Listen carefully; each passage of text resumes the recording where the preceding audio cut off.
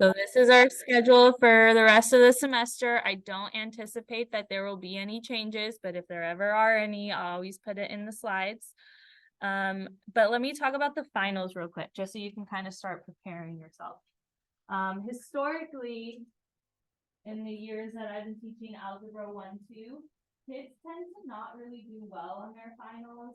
I know it's like hard to like remember everything that you did over the course of the semester, or maybe you're just burnt out from having to study for other classes. I don't know. The kids tend to just not necessarily do well on their finals. So I always look at it like if I were you as a student again, just assume that the final will bring your grade down. If you look at it that way, then you can know that you're working to get your grade as high as you can prior to taking the final, so that if and when it brings your grade down, you still have the grade that you want. So like if you want to have a C and you're at a 70% going into the final, unless you're scoring a 70% or higher on the final, you're probably going to drop down. Okay, so you definitely want to like secure that letter grade. So if I were me and I was wanting to keep a C, I'd probably be in tutoring, trying to do any test corrections, whatever Ms. Medina would let me do until I get it up to like at least the 75%. And then still, you obviously don't want to like bomb it, because you could bomb it enough to where it's still below that. But the higher you get your grade, the less it will be like impacted, if that makes sense. So consider that. I will say that with the addition of this constructed response final, because last year was the first time we ever did a constructed response final, I will say that with the addition of that, the scores have not been that bad. Like prior to that last year, I would have assumed that all my students failed the final except for like 2 or 3 kids that managed to pass it. But the constructed response final, the way that I set it up, kids tend to do well on it. So that's why, like, I've now seen since last year, kids improve their grades with their final. But I always like just rather be safe than sorry. Just look at it a bit more like pessimistically, assume that it'll get your grade down so that you can work the way you need to before that to have your grade as high as it needs to be, because we're pretty much there. So there's that. There's also final exam calculators, but we could look at that another day, where you could basically type in, oh, if I want this grade, what do I need to score on my final? And it'll tell you. So like some people have to score really high unless they adjust their expectations. And if they only want a C, then they have to answer like one question, right? Like there's calculators, we can look at that at different time. But we still have 1 unit. I don't anticipate that you'll be able to retake it other than the day I set aside to retake it, like we're at the very end of it. So make this a good unit. With that, I know we didn't get off to really a great start today, but I think we're just turning our brains on from break, I hope at least. But with it being a short day, I didn't get to go over these goals with you. So let's look at them now. So the goal is to look at some fun functions and try to describe them. So the specific thing you should be able to do now is explain when a relationship between 2 quantities is a function. So someone explain that to me. What makes something a function? We have a few definitions today.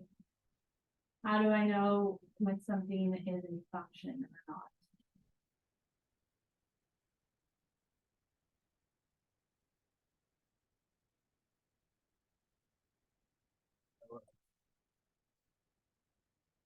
Okay, good. So if you see, and it could be like a list of coordinates like we saw earlier, it could be a table format.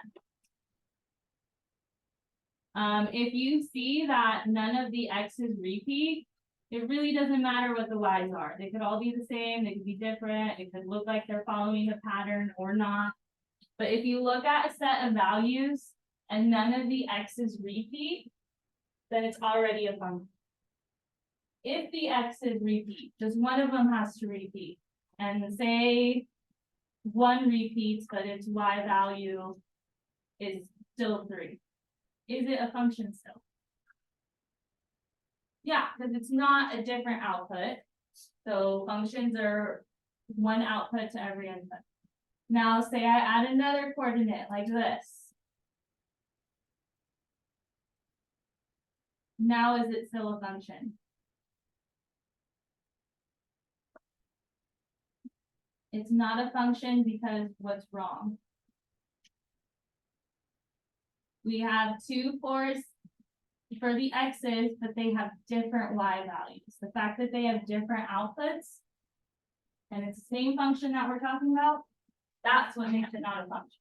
So you can never like plug something into an equation and get like 2 different outputs if you're plugging in the same number. Okay, so that's basically the gist of it, and you'll see it in tables, graphs. Today we look at coordinates, but that's the gist. No x's repeat, the y's. It doesn't really matter if the y's repeat. We care if the x's repeat, and we have different y's. All right, and then you also have to be able to identify your independent and dependent variables. You'll have that on your practice too. So if you use that little trick that I told you, what type of variable, independent or dependent, goes on the x-axis?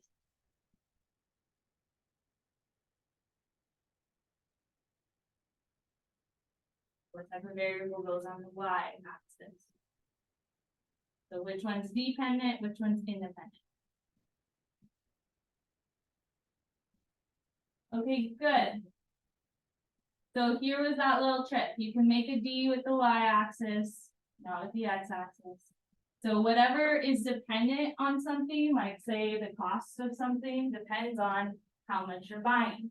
So then when you're graphing, you would put the cost here, and then, I don't know, number of person, whatever you're buying. Right, that would depend on how much you're buying, the cost. So just keep that in mind for your dependent versus independent variables, your inputs and your outputs. And then making sense of descriptions, graphs, tables, you name it. So every like thing that you're looking at, if it has a real world situation attached to it, you should be able to talk about that. So we didn't get to it today, but you'll see it tomorrow about a dog, and they're recording how far away they are from a post seconds after the owner leaves. So say like the graph looks something like this. You have to be able to tell me what's going on. So like what's going on from here to here? Is that dog moving at all? Is the dog traveling at all? Right, you should be saying no, because there's no like going up or down. The distance from the post is staying the same, so the dog's not moving. But then what's going on here for when it starts going down? Are they getting closer or farther from the post? If they're going down. If the distance is going down. They're getting closer to the post. So just being able to interpret things like that. And also, like, I know we didn't get to really finish the lesson or see all the examples, but I'm not super concerned because these are things that you see in all the lessons. Like you're going to interpret situations in all the lessons. You're going to see if there are functions in all the lessons. So I still think you can do the practice and try to score an 80% or higher. That would be your goal today. Feel free to ask questions as you go. But yeah, and it's not very long. It's like 4 questions. So you can knock it out. You get 1 submission done, but your goal is to get 80% or higher today. Any questions on anything I said? Kilometers is a function of time t in minutes. So if I were to graph this, time is usually on the x-axis. So it's usually what's independent, you can't really change time. And then what's dependent would be my distance, and that would go on my y-axis. All right, but anyway, The distance a person walks in kilometers is a function of time in minutes since the walk began. Select all true statements about the input variable of this function. So what would be my input, the time or the distance? Time. Because you can make an I with the x-axis. I mean, technically you could with the y-axis too. You can only make it be with the y-axis.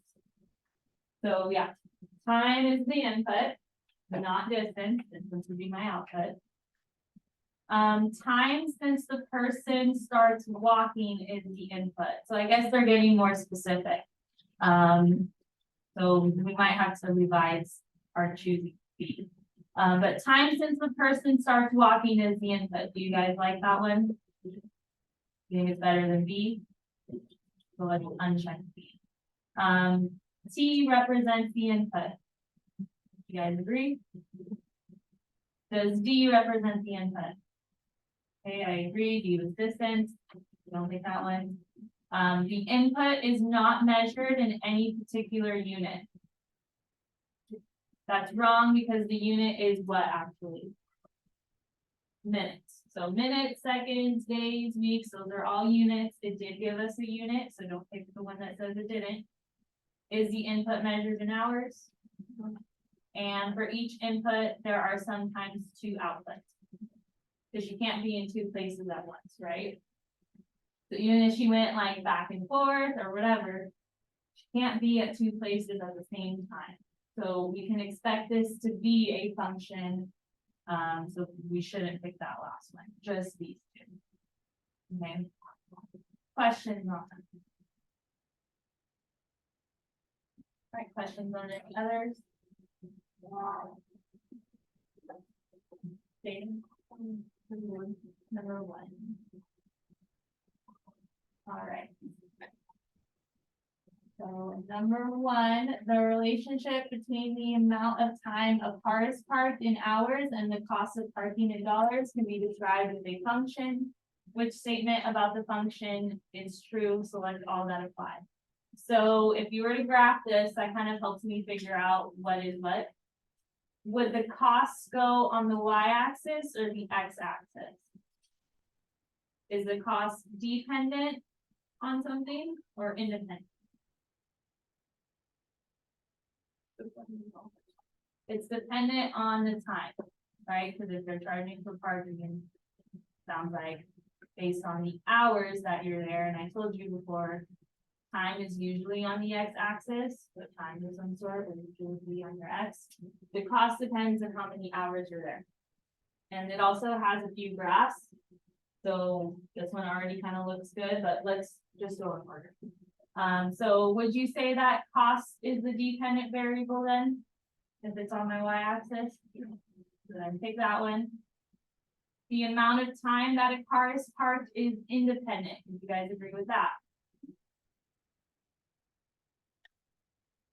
Okay, I would, because if this is how we're graphing it, that's independent. Then the parking cost is a function of the amount of time a car is parked. So tomorrow we'll learn a fancy way, not a fancy way, but like an easier way to interpret statements like that.